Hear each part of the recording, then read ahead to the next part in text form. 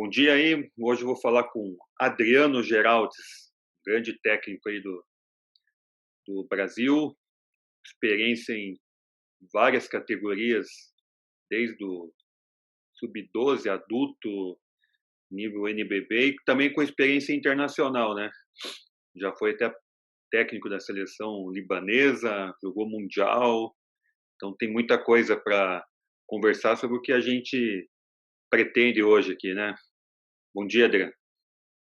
Bom dia, Fábio. Obrigado aí primeiro pelo convite.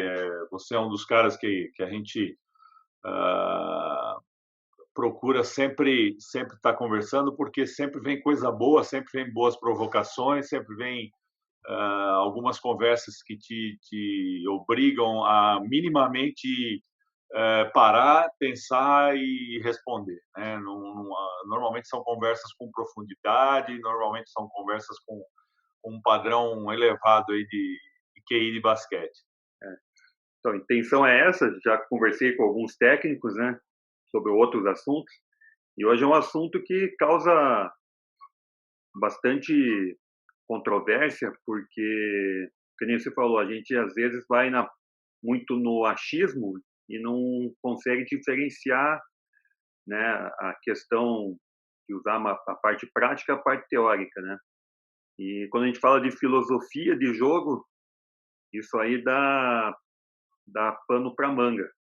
Mas assim, essa questão de filosofia de jogo é como pensar ela, né, no nosso dia a dia, assim, você vai trabalhar a filosofia de jogo de acordo com os seus atletas ou de acordo com suas ideias de Convicções. jogo, né? Suas ideias táticas, ideias de sistema. Isso aí a gente pode falar tanto na parte ofensiva, na transição e na parte ofensiva, né? Eu penso muito, já tive minhas ideias fechadas.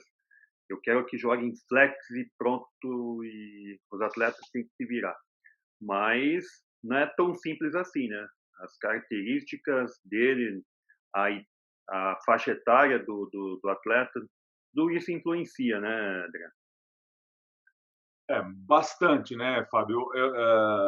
Eu penso que assim, a convivência com o filé também, ela me ajudou e me abriu muito a cabeça no sentido de a gente pensar um modelo de jogo que a gente se simpatiza, vamos colocar assim, que você tem um pouquinho mais de crenças, né? Vamos dizer, porque quando você fala em filosofia, uh, ela é aberta, né? Você tem várias metodologias, vários métodos de pensar qualquer uma das suas particularidades da vida, né? Seja profissional, seja de vida pessoal, amorosa, qualquer sentido, né? Porque engloba pensamentos que são vamos dizer assim, que são calcados em estudos, né? Ou seja, analíticos ou filosóficos ou ensaios psicológicos. Então, quer dizer, a gente viaja um pouco mais. Então, muito a gente, eu fui, como se diz, forjado, né? Eu costumo brincar que eu não fui formado, eu fui forjado, né? Porque a gente foi recebendo e a fogo, né? Porque a gente é meio cabeça dura, né? Então você vai sendo forjado. Ah, vamos, como é que eu gosto de atacar? Como é que eu gosto de defender? E hoje eu diria para você assim que não dá para dissociar o jogo, sabe, Fábio? É, o jogo a sua dinâmica de natural, ela você ataca já com princípios de você se autodefender, né? O Filé falava muito do Guardiola, que era a questão da posse de bola, né? De você manter a posse de bola o maior tempo possível, fazendo com que o teu adversário te ataque o menos possível. Ou seja, você ataca já não tendo que defender, ou seja, é um ciclo que ele é interminável, né? Então você está atacando com alguns objetivos de já gerar um tipo de defesa, você defende gerando algum tipo de ataque. Então, por que eu vou defender mais agressivo? Eu tenho uma equipe que, ah, ah, ah, vamos lá, é uma equipe que tem menos capacidade ou menos qualidade de técnica para jogar um jogo de meia quadra.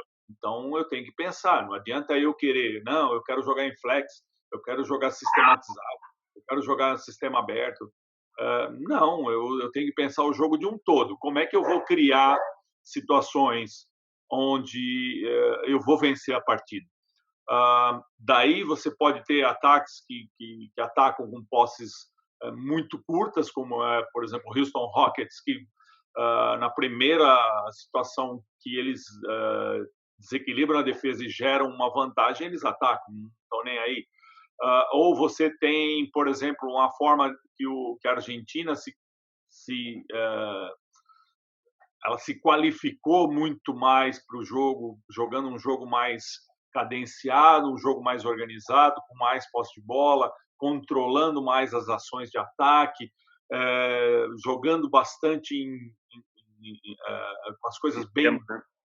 bem controladas, bem pré-definidas, né? Então, são formas que você ou estratégias que você desenvolve a tua filosofia de jogo. Então, eu entendo que essa dinâmica, ataque, defesa, transição, ela é o tempo inteiro retroalimentada. Então, hoje eu não diria, não, minha defesa é assim, porque isso, não. Tudo vai depender do plantel que você tem. Muitas vezes a gente tem a capacidade, tem a possibilidade, desculpa, de montar a sua equipe conforme aquilo que você acredita. Muitas vezes você cai ali e simplesmente você tem que dirigir aquela equipe. Poxa, chegou, é esse time que você tem.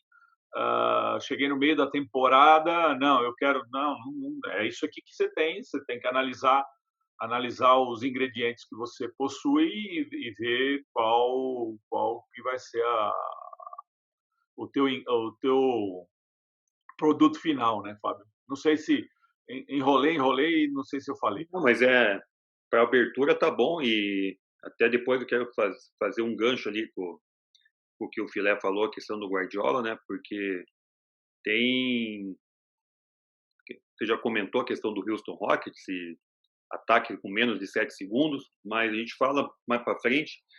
Eu ia falar a questão de modelo de jogo, daí a gente vai subindo, né?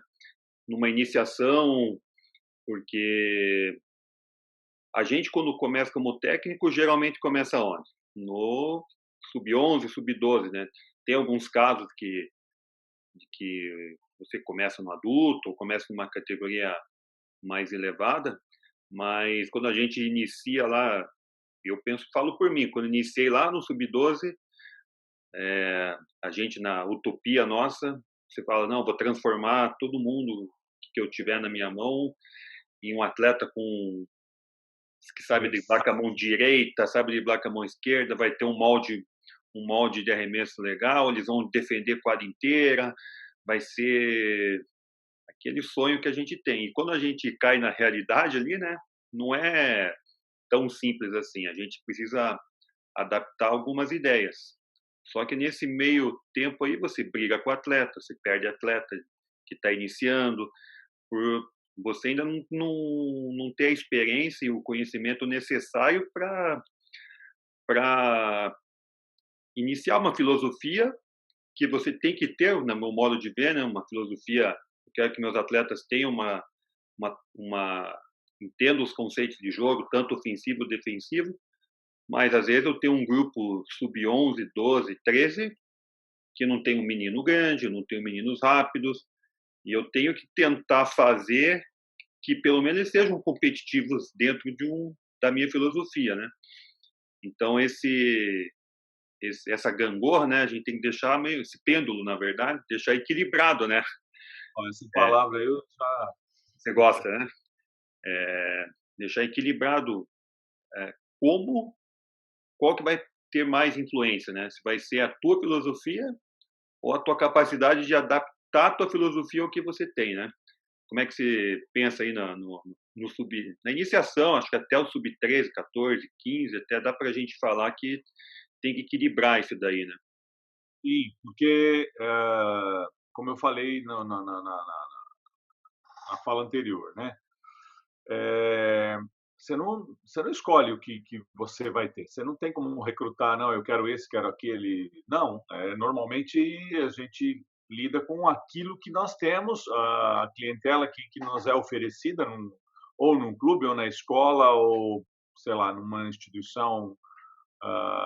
São aqueles meninos que a gente tem à disposição muitas vezes, né? A gente não tem, em raras exceções, você não tem como tirar de uma amostragem gigantesca e falar assim, não, eu vou escolher esse, porque eu acredito nisso, nisso, nisso.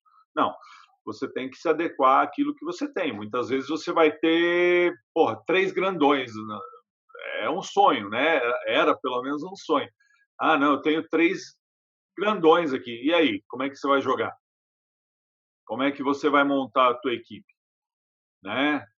Não, mas eu só jogo com um grande na quadra. Tá, e o que você faz com os outros dois? Poxa, se a gente pensar em basquete, você fala assim, bom, a longo prazo, quem que interessa para o jogo? Ah, não, mas o cara pode não crescer, pode não maturar. Então, tudo isso você vai colocando no pacote, né, Fábio? Eu penso que você trabalhar com os escalões iniciais, né, seja até menor que isso, é uma missão, sabe, Fábio? É que nem o professor primário, né? A pessoa que lida, talvez não fosse a primeira opção dela como trabalho, mas muitas vezes você tem aquilo como paixão. Eu entendo assim que os melhores formadores nessa categoria são exatamente aqueles que se sentem bem ali, que acreditam que aquilo é o que eles gostam de fazer e fazem com maestria, sabe? Uh, eu penso assim, até o sub-15, mais ou menos, nesse formato aí. Pelo menos é o que eu tenho aqui em São Paulo, né? O que eu vivenciei em todos esses anos de carreira, né? Eu, particularmente, Fábio, eu comecei com um sub-17. Uhum. Eu tinha 21 anos e dirigia um sub-17. O resultado, obviamente, não foi grande coisa. Primeiro que a equipe não era uma grande equipe e segundo que o motorista da equipe era aprendiz, né? Era carta em experiência. Sim. Eu também, minha primeira experiência como técnico foi com um time sub-20. Caiu no meu colo, aqui para o nível do Paraná, era um baita de um time. E hoje eu vendo, a gente perdeu uma final do estadual aqui. Eu lembro até hoje do jogo, foi mais por erros de iniciante mesmo, de como técnico, do que do atleta, né, em si. Mas voltando ali, você falou dos grandes, né, de ter 3 grandes, e hoje eu acho que isso aí está mudando um pouco, né, mas e a vontade ali no sub-12 de colocar esses 3 grandes próximo do ar. A gente via muito isso daí, não, deixa ali perto do aro porque você vai ganhar um jogo. E eu estou vendo assim que os técnicos hoje estão com uma filosofia um pouco diferente, né, de procurar deixar esses atletas de frente e desenvolvê-los assim com mais pensando um pouco mais no futuro, né? Eu penso, Fábio, desculpa se eu te cortei. Não, mas pode. Eu posso dizer assim que eu tive a felicidade no início da minha carreira, vamos dizer assim, eu comecei como técnico de federação em 88. Eu tive um pouco de experiência com o Edivar, né, que na altura foi talvez assim um visionário, né, colocando, por exemplo, o Cadum como armador, né? Apesar que o Cadu já vinha nesse processo de virar armador, o Cadu tinha 2 metros de altura. Tinha, não, tem. Apesar que agora deve ter encolhido pouco, como todos nós. Você pensa, nos anos 80, um armador de 1,95 m, 1,98 m, 2 metros de altura. ah, ele pegou o André Carneirinho, né, que era o André Stoffel, que também teve naquele Pan-Americano. O André era um lateral, 2,06 m, 2,07 m. O Pipoca, quando chegou no Monte Líbano, ele era só um pivô. E o Pipoca, depois, quando foi 3, 4 anos, pivôs que eu vi abrindo para chutar, né? Sim. Abrindo para jogar de cara. Então eu tive essa felicidade, sabe, Fábio, de ver primeiro aqui e depois, assim, como obviamente naquela altura a Iugoslávia era muito forte e você tinha uma equipe que foi vice-campeã olímpica, foi campeã mundial juvenil em 85, vice-campeã olímpica em 88 em Seul, perdendo para a Rússia.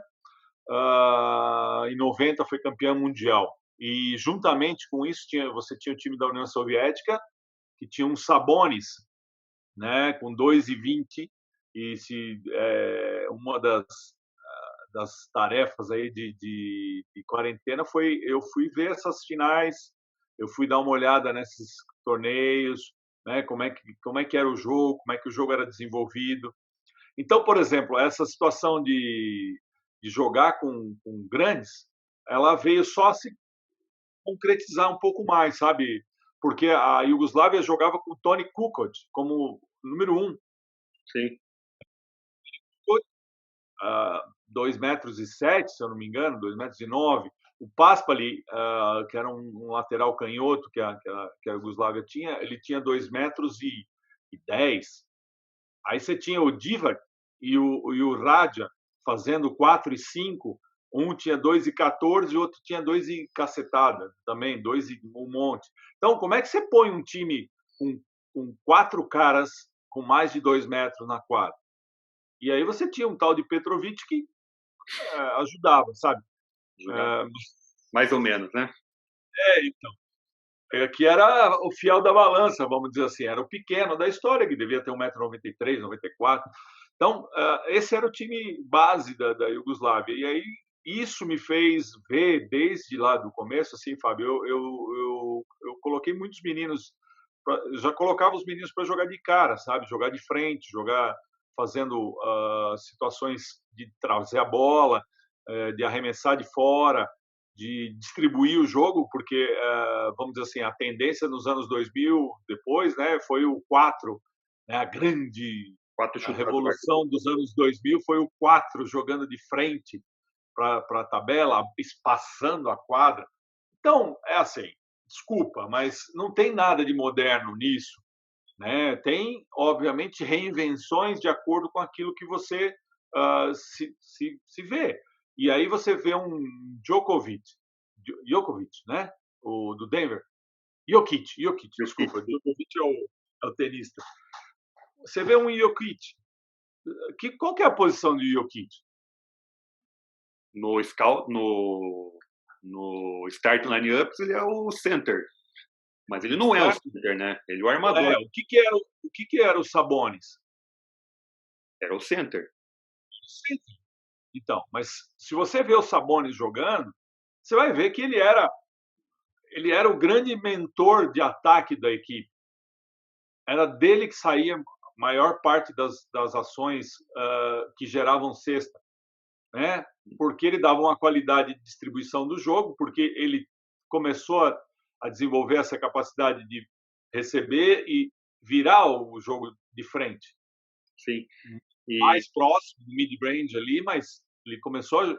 E aí o cara não saía, ele metia a bola. Você tinha, o Divar, mesma coisa. O próprio Radja, né? Você vai vendo caras. Então, quer dizer, isso tem 30 anos, Fábio.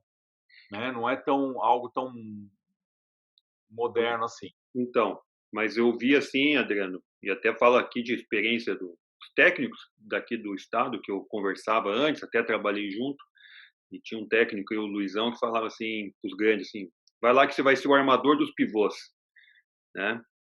Em cima disso aí, da questão do Sabonis, do Jokic, né? Eu tive o exemplo do Rolando aqui também, que eu até brinco com ele, eu falei, pô, Rolando, se você jogasse hoje, você ganha mais dinheiro ainda, cara.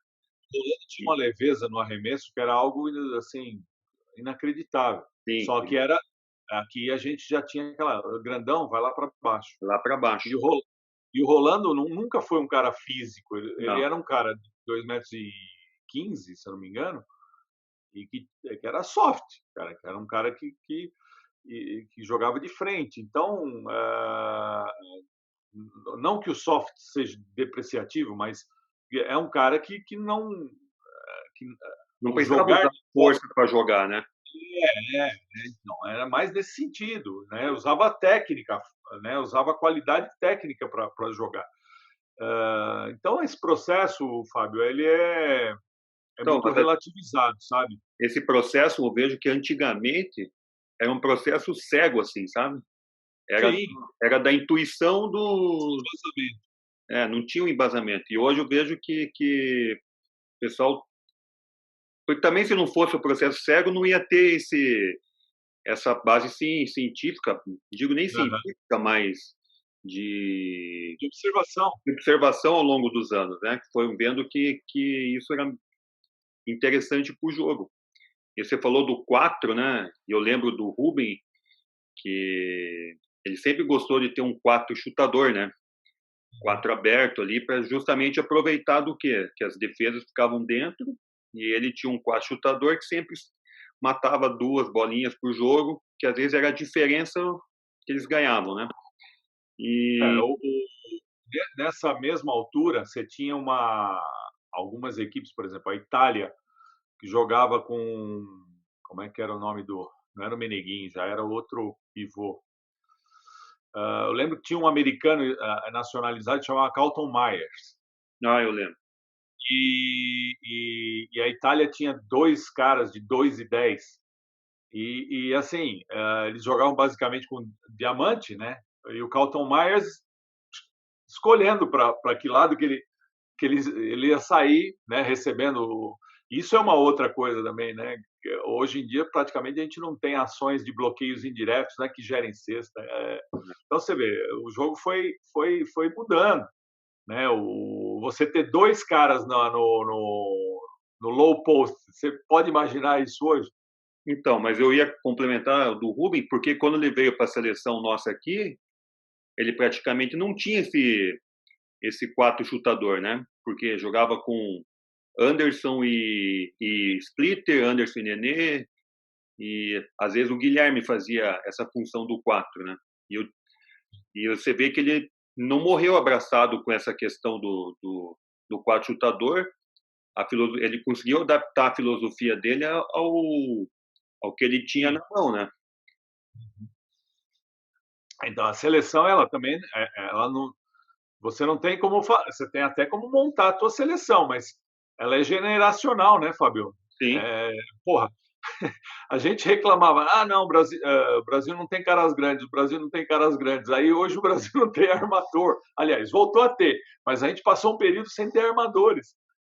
Coisa inacreditável. A gente hoje não tem um 3, né? 3, um 2 chutador, que historicamente a gente sempre teve. Então, eu gosto assim de usar a história, sabe, Fábio, mais para me balizar, Para né? ilustrar, né, o que a gente está. Porque eu não tenho esse pensamento saudosista que alguns mais antigos, mais experientes têm. Pô, na minha época, cara, tua época já foi, passou, hoje o jogo é outro. As dinâmicas de criação são outras. O O Ari Vidal, físico.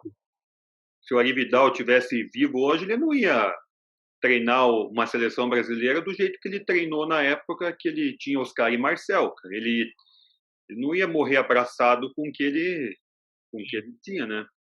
Assim, Fábio, a pobreza estratégica era, era assim, a simplicidade, vamos falar pobreza, vai. Cara, tinha dois, três movimentos de desmarque, basicamente, de meia quadra, e o jogo em transição. Esse era o jogo. E, obviamente, que você pagava um preço. E é aquilo que a gente sempre fala, você vai pagar o preço de acordo com a equipe que você tem. Sim. Se você tem uma equipe que na chegada de jogo você tem um aproveitamento de 40% há 25, 30 anos atrás, pô, espera aí, vamos usar isso aí. O jogo de meia quadra era. Então, quer dizer, a gente sofreu muito, por exemplo, se você pegar os resultados, se você tiver a curiosidade um dia de assistir os jogos, a gente sofria para ganhar da China.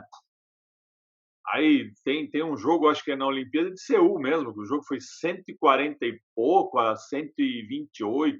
A China deu um suador no Brasil, um time ruim, por causa disso, porque era um jogo aberto, era um jogo até certo ponto irresponsável, Uma né? trocação, né? Era trocação completa. Então a gente hoje você fala assim, ah não, esse estilo de jogo foi inventado. Não, não é inventado. Era a maneira que tinha. E hoje, quando você vê um Houston Rockets jogando como joga, você vê times que já tentaram. Nos anos 80, o Denver Nuggets, eu não lembro como é que era o nome do técnico, os placares do Denver eram coisa assim de 140 e pouco, 150 e pouco, era algo inacreditável. O Vandinho, esses dias, comentou aí sobre um técnico americano aí que vai muito no analytics e pronto. A proposta de jogo dele é ataque, é defender, trocar uma quantidade enorme de jogadores constantemente e tal. Ele é técnico da J-League, né? Eu não lembro de qual time que ele é. Que ele... Eu também não, mas enfim, aí é que nós estamos falando em filosofia, Fábio. Né? Eu penso assim, não tem certo, não tem errado. Tem certo, tem errado, sim, mas nem tem coisas que você tem que se basear em fatos, tem coisas que você tem que pautar, estudar, levantar, né? Pô, muito diferentemente de 30 anos atrás, hoje você tem uma quantidade de informações na ponta tá no teu bolso o tempo inteiro, né? E em cima disso aí, Adriano, porque para vencer o jogo tem algumas maneiras de, de, de se ganhar, né?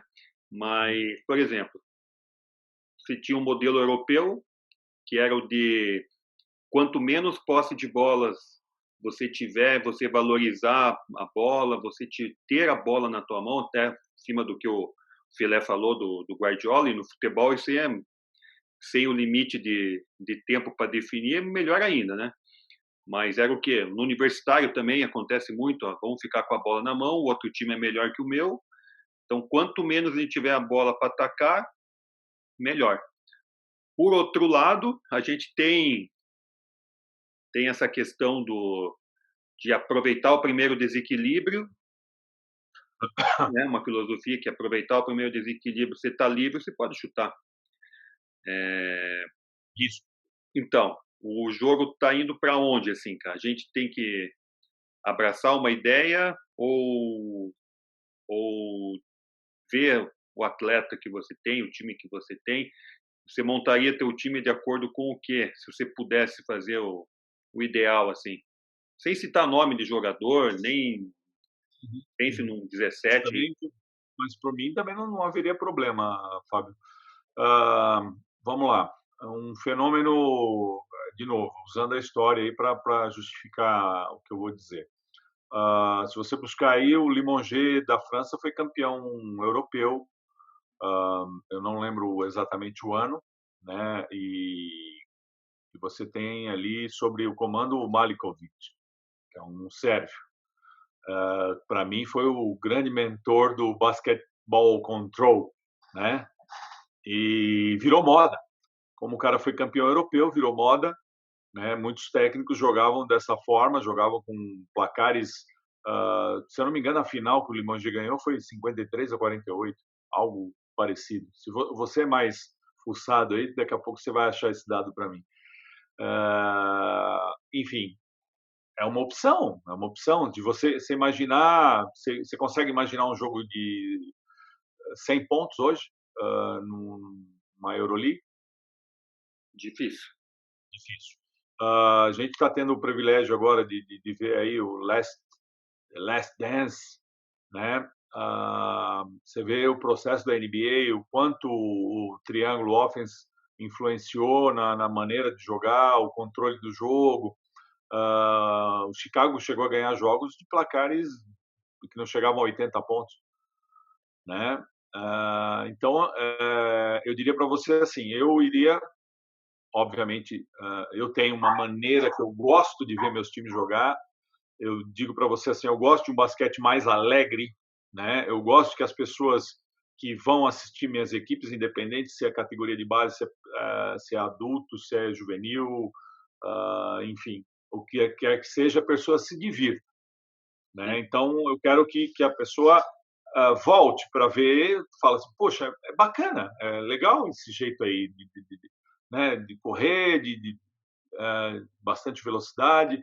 Eu gostaria de uma equipe, se eu pudesse montar uma equipe, obviamente que esse ingrediente teria que estar presente, É um né? descontrole controlado, né, Adriano? Sim, sim, sim, sim, sim. Obviamente não é assim, jogo livre, né? Vamos lá, como era o basquete dos canasteiros, né? Que era Porto Rico, Venezuela, Dominicana. Era um jogo que os caras podiam ganhar dos Estados Unidos numa noite, né? E perder para, sei lá, para Filipinas no outro dia.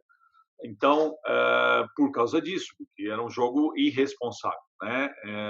E isso mudou, né?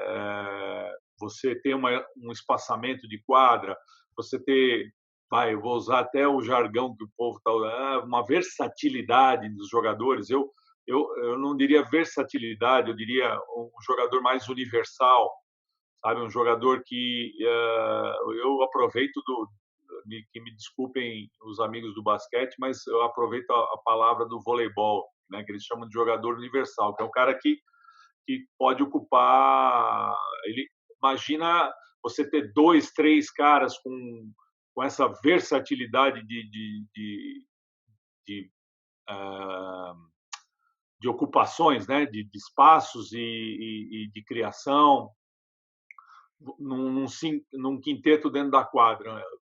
O cara está sendo defendido por um cara mais pesado, ele joga de frente. Ele está sendo defendido por um cara mais leve, ele joga de costas. Ele pode levar a bola, ele pode buscar rebotes. Então, ou seja, eu acredito que eu caminharia sempre para aí, sabe, Fábio? Um jogo mais divertido, um jogo com dinâmicas de criação que gerasse um pouco mais de alegria, um jogo mais nesse sentido.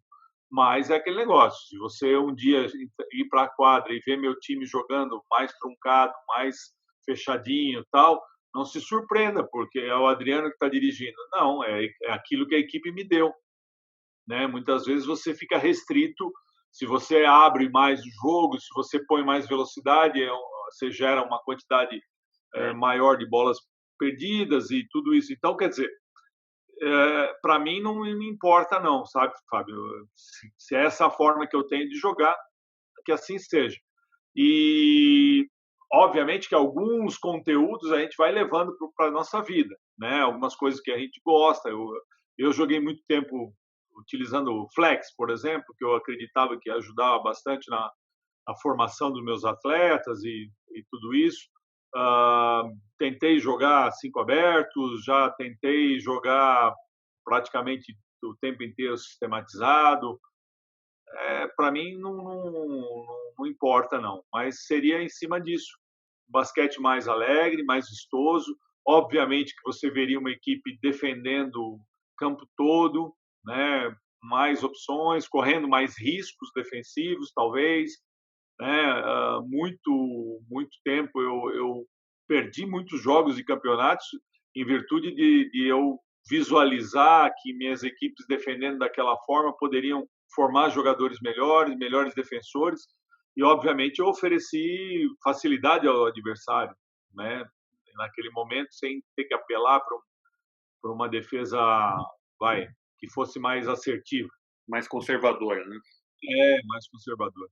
Então, e aí também vem outra, essa parte final que você comentou aí, vem outra questão, né, de filosofia, porque você pensou em jogar de uma forma que desenvolvesse o jogador independente do resultado, né? Você sofreu na pele isso aí. Mas tem outras linhas aí de pensamento que tem alguns técnicos que pensam, ele não vai virar jogador, então tem que fazer ele ganhar agora. Mas eu penso mais ou menos como você,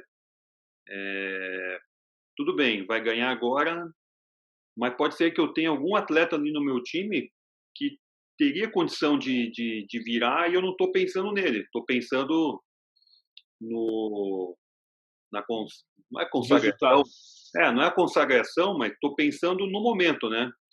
E o momento, às vezes, essa questão de títulos, se você for ver, não é isso que fica para os moleques que passaram por você, né? Fica Sim, o dia sem a dúvida. dia. Então, pode ser que para alguns jogadores seja só o desenvolvimento pessoal ali, não vão se tornar jogadores, mas pode ser que tenha um ou dois ali que você tenha deixado de passar alguma coisa relevante para ele em termos de mais para frente virar jogador, né? Não, Vai, pode dar teu vamos lá, rápido. Fábio. Assim, a gente teve algumas oportunidades de jogar contra times argentinos, por exemplo, eu cheguei a ver times espanhóis e me encanta, cara, ver aquele pivôzinho de 1,80 m, gorduchinho, tal, não sei o quê, mas o cara tem o pé de pivô, sabe chutar, sabe passar bem a bola, ele controla os fundamentos. Cara, é a coisa mais bacana que tem. Muito provavelmente ele não vai virar jogador, ele não vai virar pivô, ele não vai. Assim, o Gabriel Deck, não sei se você chegou, eu acho que você pegou a geração do Gabriel Deck, não? Sim, Jogando contra. O Gabriel Deck era um gordinho, cara. Um pivô baixo, gordinho, tal. Tá aí, ó, Real Madrid. Então, muitas vezes o cara não vai virar jogador, mas ele pode, obviamente, com conhecimento tático, com essa compreensão do jogo, das dinâmicas e tal, ele pode se transformar claramente num bom técnico, num bom auxiliar, numa pessoa que vai ser um bom preparador físico e que tem entendimento da dinâmica do jogo, o que o jogo demanda, o que o jogo pede, aquilo que a gente fala. Muitas vezes você vai olhar para o cara e vai falar, pô, não vai virar. Tá bom, beleza, mas uh, eu vou tirar dele, vou sugar até ele virar o bagaço da laranja. Não, eu vou oferecer alguma coisa para ele. Então, eu acho que vou até para um outro caminho aí de conversa. Então, quando você recruta um jogador, você tem uma responsabilidade, sabe, Fábio? Você tem uma responsabilidade de não tirar tudo dele. Não só isso, né? Você tirar o melhor que ele pode te dar, mas você também, em contrapartida, oferecer aquilo que melhor você pode dar para ele. Eu acho que é muito irresponsável algumas. Vou colocar uma crítica aqui. Alguns clubes, aqui em São Paulo especialmente, não têm essa visão e essa percepção de que eles recrutam bons jogadores, excelentes jogadores, e tiram o máximo e acabou. Obviamente que só as exceções vão virar atletas de alto rendimento. Então, eu acho que é um pouco irresponsável da nossa parte não devolver nada para o menino, né? De você fazer com que ele vá para um outro patamar de jogo, né? Se você trouxe ele cru, é muito fácil você desenvolver, né? Agora, se ele já vem com qualidade técnica, com qualidades físicas, obviamente com um repertório de jogo, e aquilo ali você vai utilizar até, até o máximo que ele puder te dar, eu acho que é um pouco indigno da nossa profissão, sabe? É um pouco. Então, quando a gente fala em ética de trabalho, eu acho que a gente tem que pensar nisso. Primeiro, a quem a gente está servindo, né? Nós não somos nós técnicos, e aí vem a questão como eu falei para você, muitas vezes a gente abre mão de um resultado em prol de um desenvolvimento de um menino. Se está certo, se foi a maneira correta que a gente trabalhou ou não, se a gente falhou na metodologia que a gente utilizou, aí é um outro pensamento. Se eu tenho como pensamento claro, se a minha filosofia é desenvolver, melhorar levar esse cara para um patamar acima, gerar prospecção nesse menino, seja ela qual for, por que que eu vou só tirar o melhor que o menino tem, né? Então eu diria que me encanta os técnicos que sabem fazer isso, me encanta os clubes que têm por missão fazer isso e não é assim tão simples, né? Não é algo que porque isso demanda um certo altruísmo, né? Então, quando a gente discute uma instituição, que a gente tem que devolver para ela, é só títulos? Não, não são só títulos. Eu acho que, para mim, os títulos foram importantes na minha carreira, né? Mas eu acho que os caras que eu formei em todos os sentidos, sabe? E como a gente costuma dizer, você tem um cara que hoje é teu colega de trabalho, ser um técnico de basquete, seja um grande empresário ou mesmo o porteiro que a gente tem aqui, alguns porteiros de, vamos dizer assim, de diversão masculina.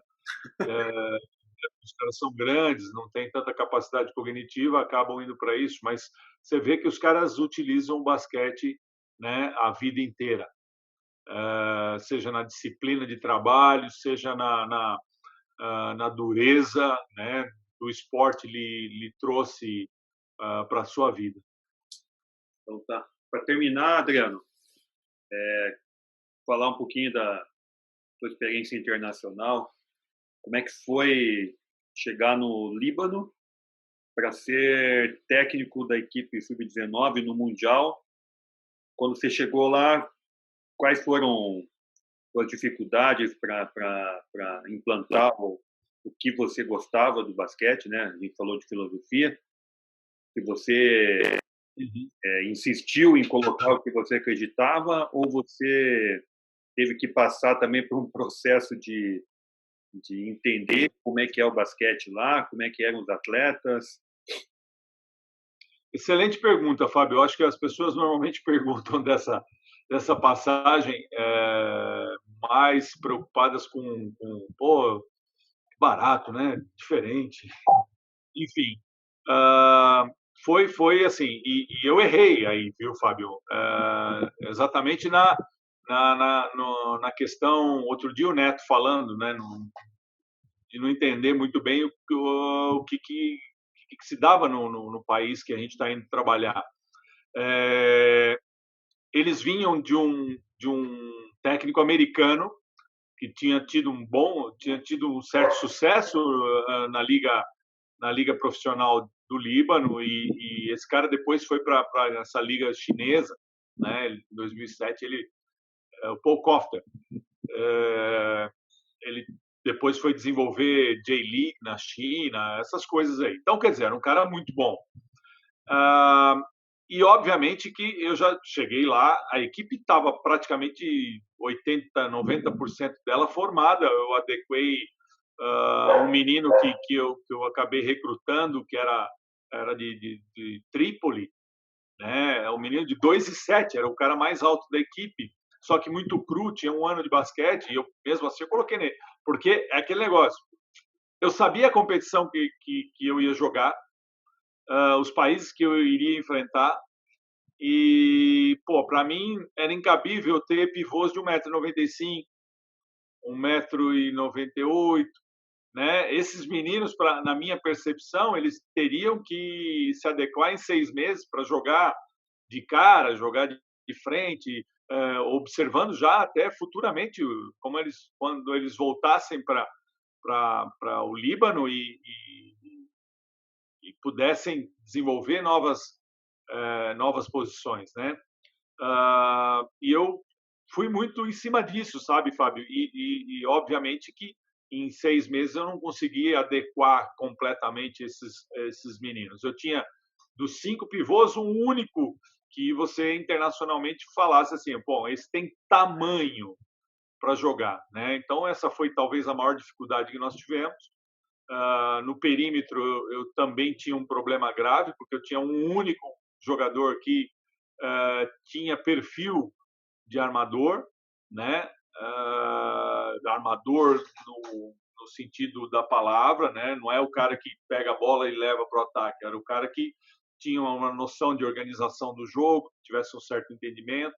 Outra coisa que eu acabei me debatendo muito, eu não gostava, eu não acreditava que a gente pudesse jogar um mundial defendendo zona, e a defesa zona era talvez a melhor defesa que eles tinham, uma 2-3 que eles já traziam do torneio da Ásia, e que foi onde eles classificaram, né? E eu acabei insistindo em melhorar a nossa defesa e aumentar o campo de ocupação de espaços e tudo isso. E, obviamente, que algumas coisas não foram assim tão assertivas.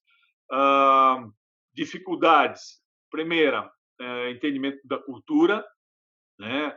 É uma cultura completamente distinta, é um país que eu pouco tinha informações, né?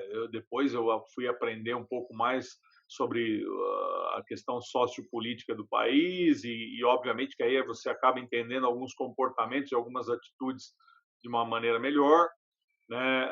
A gente não vivencia isso, mas você tente imaginar a equipe que foi para o mundial. Eu tinha 3 muçulmanos, sendo um era xiita, né? Era mais radical, 2 sunis que eram um pouco mais flexíveis.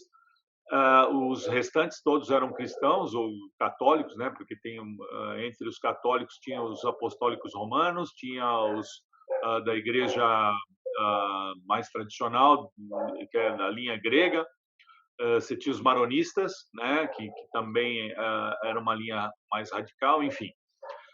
E tudo isso você tem que passar a administrar. A segunda dificuldade, questão da língua, né? Primeiro, eu não sou fluente em inglês. Eu me viro, me comunico razoavelmente bem.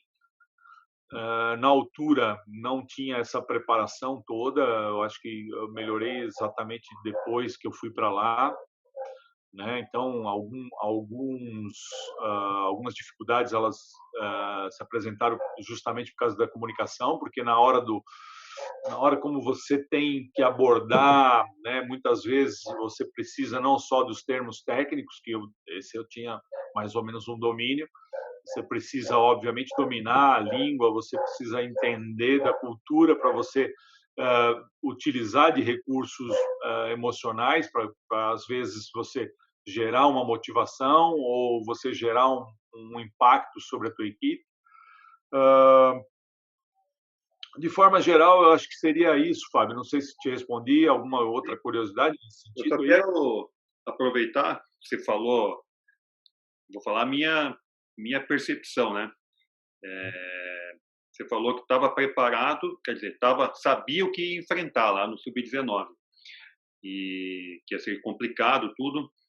E eu falo por mim, nas minhas experiências, assim, que eu sabia que ia ser difícil jogar um Sul-Americano, jogar uma Copa América, mas quando você vai para o enfrentamento lá, mesmo você sabendo que é difícil, é outra realidade, né? Então, eu falo por mim, como mudou minha percepção de entender o basquete, né? E esse entendimento vai de acordo com a que a gente quer estar conversando, filosofia, né? Então, alguns paradigmas que você tinha aqui, que não, isso aqui é o jeito certo de falar, né? De fazer. A gente conversa com o Pablo, né, que foi o técnico. Até hoje a gente fala assim, o Pablo na época tinha o melhor time de São Paulo, sub-17, Franca. Ele mesmo comenta que, mesmo ele tendo sido campeão brasileiro, tudo, ele falou como teve que mudar algumas coisas para ele crescer como técnico, e eu tenho o mesmo sentimento dele, assim, né? Que eu tive que mudar e começar a estudar mais e começar a cobrar os atletas de forma diferente, né? Eu acho que você também deve ter a mesma percepção. Sim, é assim, Fábio, eu tinha algo claro para mim, assim, eles não tinham um nível de competição que gerasse que gerasse uma qualificação para o Mundial. Então, eu bati muito na tecla de a gente disputar torneios internacionais ou partidas amistosas, tal. E eu ia muito mais para a Europa, sabe? Então, o que me ofereceram na época, não, nós vamos jogar um torneio na Jordânia, com a equipe que está se preparando para a universidade, para uma equipe profissional. Nós vamos fazer um jogo na Síria. Eu falava, não é esse nível que eu quero, né? Eu queria jogar contra equipes europeias que nos oferecessem dificuldades que eles não conseguiam visualizar. Por exemplo, um detalhe simples do jogo, né? Pick and roll. Cara, para fazer eles entenderem, os 4, 5, eu tenho até aqui para visualizar as formas que a gente utilizaria a defesa do pique, a gente só foi ver elas acontecendo quando a gente foi para um torneio na Turquia, antes do Mundial, 15 dias antes do Mundial. E aí talvez tenha caído a ficha de alguns dos atletas, do gerente da equipe, né, que era um ex-jogador, tinha jogado nos Estados Unidos e tal. E aí ele realmente teve entendimento do que eu estava tentando explicar, né? Então acho que é exatamente a dificuldade que você deve estar tentando explicar aí, né? Outras experiências assim que, né, quando você fala de experiência internacional, eu já tinha feito alguns estágios naquela altura, eu já tinha feito alguns estágios na Europa, na Espanha especialmente. Que é uma outra realidade, Fábio, é um outro mundo, né? Então eu procurei durante a minha formação de profissional e entender, né? Porque uma coisa é a gente ter uma visão, a gente ter uma percepção, outra coisa é você imergir, né? Então, para mim, a partir do momento que eu fui para os Estados Unidos, eu passei a entender um monte de coisas que eu tinha uma percepção, eu tinha um entendimento aqui.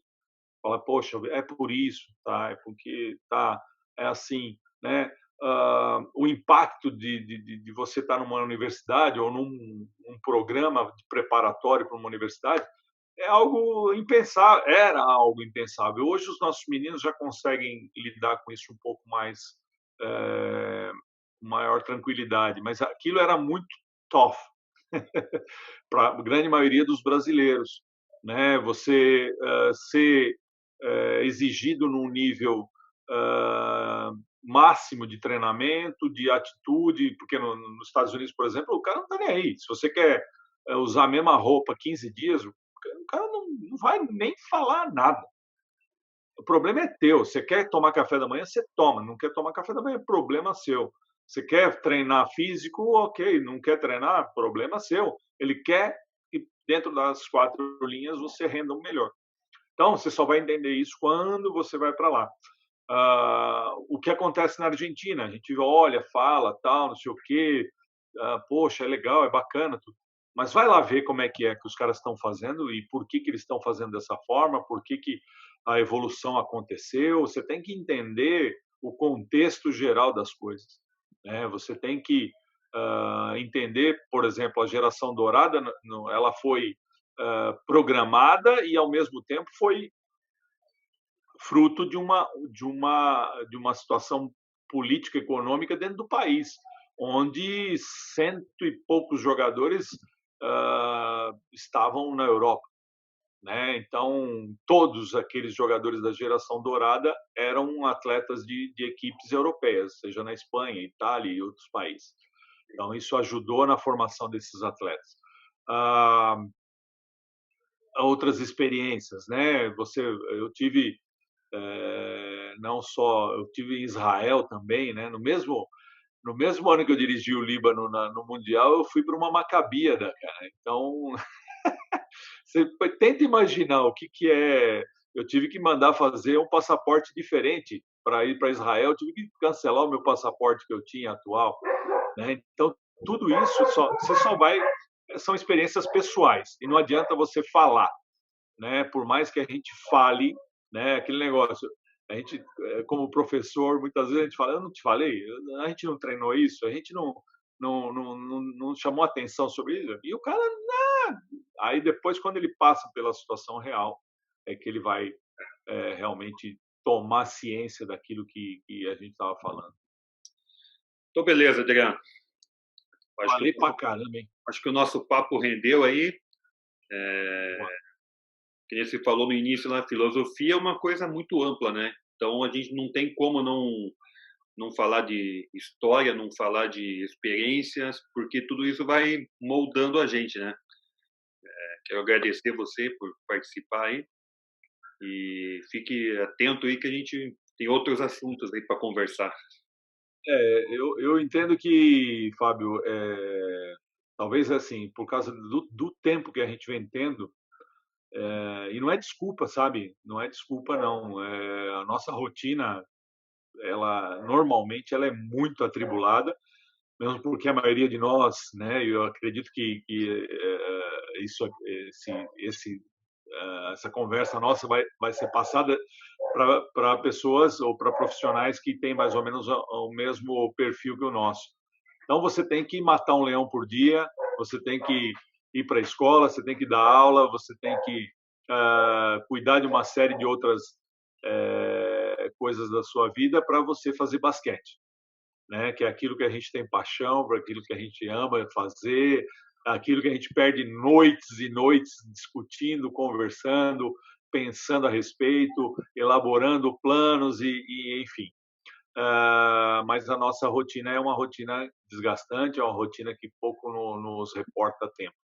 Mas eu estou aberto, sim, e como eu falei lá no início, você, o Bruno, agora o Coxinha, que tem, a gente tem estado um pouquinho mais próximo, são pessoas no alto gabarito. Eu tenho acompanhado algumas discussões de vocês aí da Federação Paranaense, desculpa, lapso. Pois é, então, é que eu tive lá também. Próximo, né? Próximo. E assim, o nível de desenvolvimento de vocês é invejável, sabe? Ontem o Coxinha chegou a falar que vocês liberaram a questão da defesa, agora a decisão é do técnico, mas precisou de 10 anos, né? Martelando, pondo regra e enfim, fazendo com que as pessoas se educassem para isso. Então agora, obviamente, fica muito mais fácil de você jogar na mão, né? Porque o cara criou autonomia e percepção de que o que é certo, o que é errado é errado. Então tem certo e tem errado. Então, beleza, Adriano. Um abraço aí. Muito obrigado aí pelo convite.